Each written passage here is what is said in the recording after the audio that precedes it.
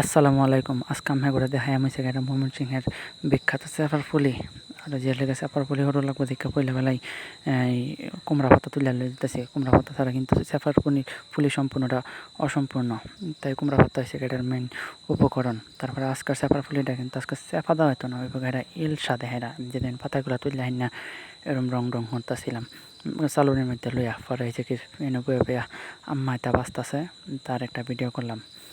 আমরা কীভাবে আসবেন ওটা দেখুন, আপনারাও দেখলে বুঝবেন যে এভাবে টান দিবেন মধ্যে তাহলে দেখবেন রকগুলো উঠে পড়ছে আর সুন্দর বাস হয়ে গেছে গা। আর আম্মার লোক কিন্তু আম্মা এল্লা পাতা বাঁচতেছি না, লোক কিন্তু আরেকজন বাঁচতেছে আঙ্গুরের পাশের বাড়ির কাকি, ওই কাকি বাঁচতেছে বাচ্চা দিতেছে তাড়াতাড়ি এরা শেষ হয়ে দিতেছে গা।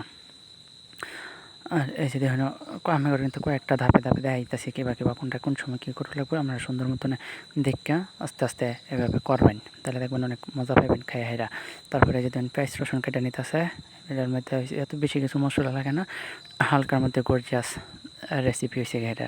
এই ময়মনসিংহের চেপার ফুলি বা ইলশার ফুলি, আজকে ডাটা করে লাগবো ইলশার ফুলি। এই যে ধরুন পাতাগুলো বা বাচ্চা নিছে, বাচ্চা নেওয়ার পরে ওখানে আমি একটা দেখাইতেছিলাম আমি করে পাতাগুলো কীরকম কচি আর তাজা, বাজারের মধ্যে কেনার মতো এত মানুষদের কিনে যে একদম ভালো থাকে না, তাই না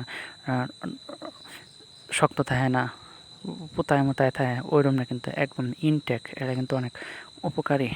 আর তারপর দিনে যে একটা আমি খোলা হেরা পাস করে নিছি।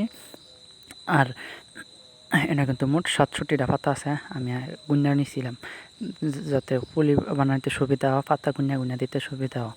ওখানে দেখেন আসলে এতে গেছি গা অনেক যে প্রথম বেলায় এই পরিমাণ মতো তেল ডালার মধ্যে পেঁয়াজ আর রসুন যে কাটটা রাখছিলাম কুটি করে কেটে রাখছিলাম মা, ওইটা লড়ার মধ্যে দিয়ে দিছে। আর ওখানে লাইরা সেরাইটার মধ্যে যত ধরনের মশলা লাগে সব মশলা দিব। এনে নিশ্চয়ই সেটা হলুদ, ওই যে ইলশা মরিচের গুঁড়া, আর হচ্ছে ধনিয়া গুঁড়া, ধনে গুঁড়া, লবণ পরিমাণ মতো লবণ। অনেক কিন্তু লবণ কিন্তু একটুকুনা দিচ্ছে অল্প করে, আমরা আবার মনে করুন না যে এত অল্প লবণ দিয়ে তো হইতো না, আসলে তো ওই যে নুনা ইলিশটা করছে যার কারণে আর লবণটা অল্পই দিছে। আর আমরা যেরকম জাল খাবার পারেন ওই রকম খালি জাল দিবেন, মুজ দিবেন, কাঁচা মুজ দিতে পারেন, বোম্বাই মুজ দিতে পারেন, কোনো সমস্যা নাই। লগে আর রাঁধুনি ধনি গুঁড়া আছে ছোটো ছোটো যে জিরা না গুঁড়া, ওইটা হালকা একটু জিরা দিতে পারেন, কোনো সমস্যা নেই, কিন্তু জিরা না দিলেই আসলে ফ্লেভারটা পাওয়া যায় এটার। তারপরে দেখুন যে আস্তে আস্তে এটা 2 কষানি দিয়ে নিব। প্রথমে একটা কষানি দিব হালকা করে, পরবর্তীতে আরেকটা কষানি দিব।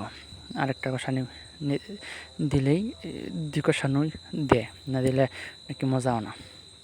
আর আমাদের যদি আমরা যে কাঁচামরিচ ছেঁচাতে তারুন, ওরে কি স্বাদ বলার বাইরে, আমরা বুঝতেন না। অনেক মশলা হয়ে গেছে অনেক এই পাতাগুলারে একটু ভাপ দানে লাগবো, ভাপ দা বলতে পুলিডারে ভাপ দানিলে পাতার যে কাঁচা গন্ধটা থাকে ওই গন্ধটা শুনছি থাকতো না।